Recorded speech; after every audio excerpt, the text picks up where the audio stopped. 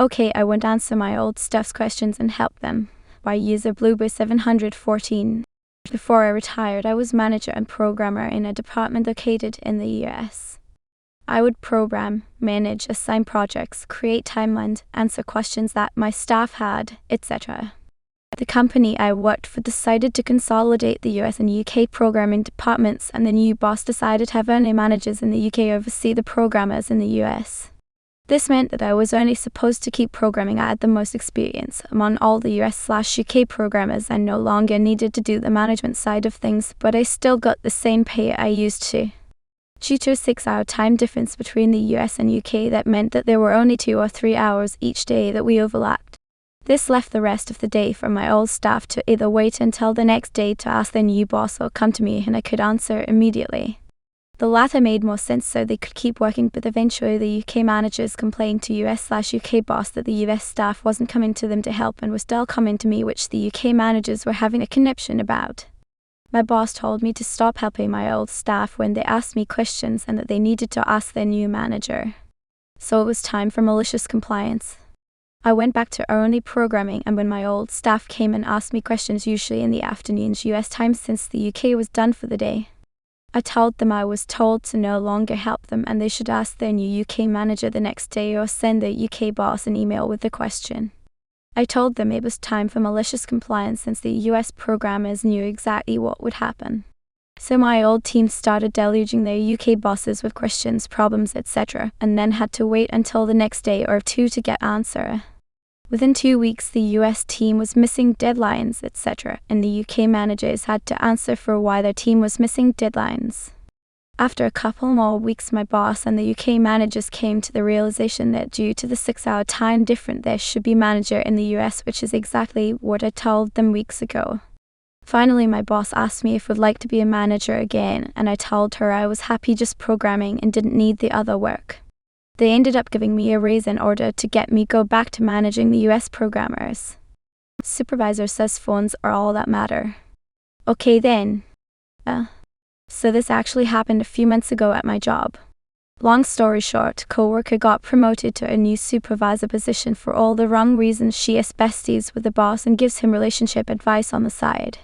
Our team handles many types of incoming requests, phone calls, emails, tickets, and even printer jobs that get printed out automatically. We have a really chill system that actually works. Everyone helped where needed, and the manager trusted us to get the work done. Nobody tracked individual stats or micromanaged. We just got everything handled and kept things running smoothly, and it's been that way in this department for probably 30 years now. Then my new supervisor comes along and I guess decides she wants to tighten things up or increase accountability or something. Her big idea? From now on, I'll be tracking phone calls for performance metrics, make sure everyone's doing their job and no one's lacking. So of course we asked, what about tickets and emails? Those take most of the time. She says, well, there is no way to measure those right now, so we can't really track that. Okay. So of course, everyone does exactly what she asked. Phone rings. Answer it immediately. If we were working on an email and a phone call comes in, put it on pause and answer the call. Working on a ticket. Pause, gotta answer a call. So naturally, emails start piling up in the shared mailbox. Tickets sit untouched in the internal portal, which management still doesn't know how to run reports on, and the printer starts piling up paper in front of it. After a couple of days, people from other departments, people from our satellite offices, and even some of our external customers start emailing and calling asking if we're backed up because nobody is responding to tickets or emails. One guy even came down in person to ask why no one has reached out to him about the email he sent in. When asked what was going on, we just repeated what supervisor told us. Focus on the phones since that's what matters. A few days later, I saw the supervisor get called into a meeting with the boss.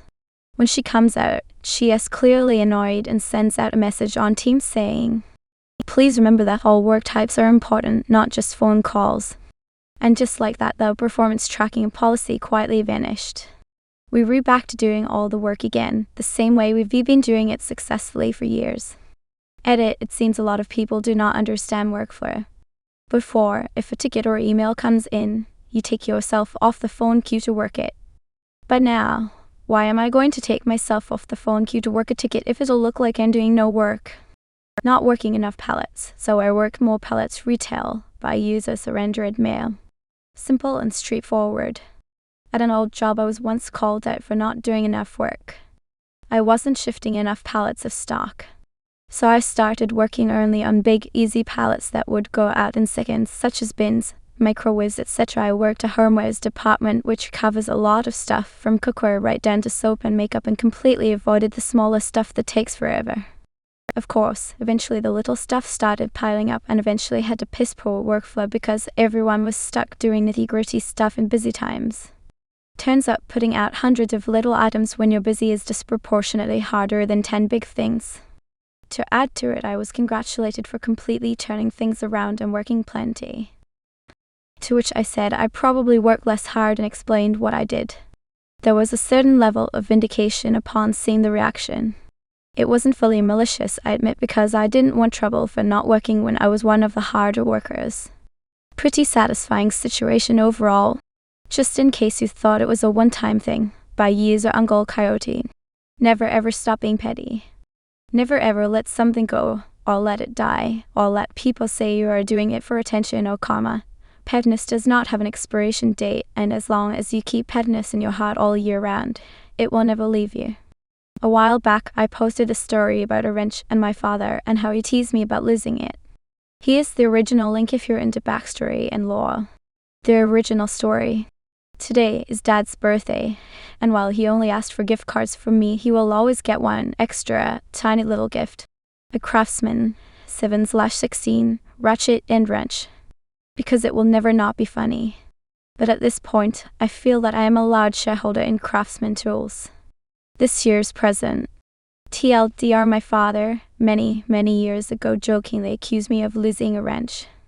Sick of the teasing, I warned him he'd get that wrench every Father's Day, birthday, and Christmas for the rest of his fucking life. I keep my promises. The paint looks fine, by user M. First Journey. Obligatory, this isn't my story, but I was present for it. Years ago, I worked for a well-known chain of transmission shops. The owner/manager, well, call him Jim, was a decent guy and great boss. We were also pretty successful.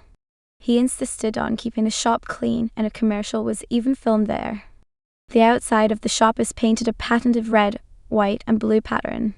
Well, ours was very faded. The company is supposed to repaint them every few years. Despite Jim putting request after requests, corporate insisted it was fine. They suggested he could repaint it at his expense if it was so important. So he did.